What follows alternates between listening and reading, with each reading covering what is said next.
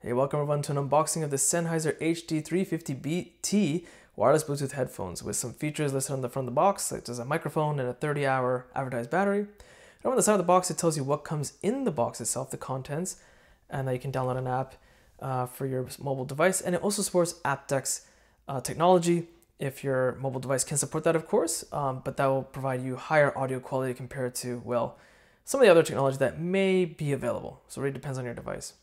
So I'm just trying to figure out how to get this open. I thought I would open it from the top, but there's like this little secured flap at the bottom.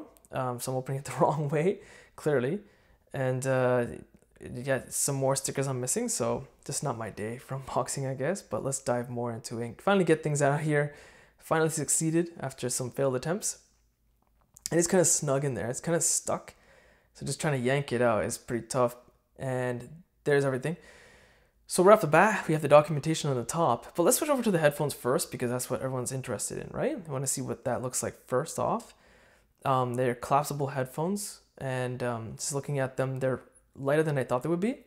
The padding is a lot thicker than I thought it would be, and they seem kind of compressed in a little bit, like they're kind of squeezing on your ears, despite them being over-the-ear headphones. A little strange, I've never seen that before.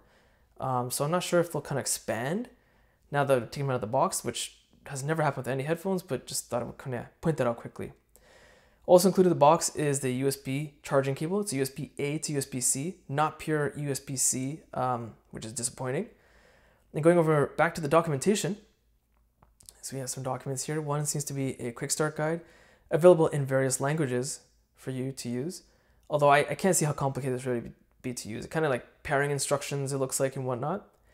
And this looks to be safety and warranty information, again in more than one language, which is available. So pretty boring stuff, right?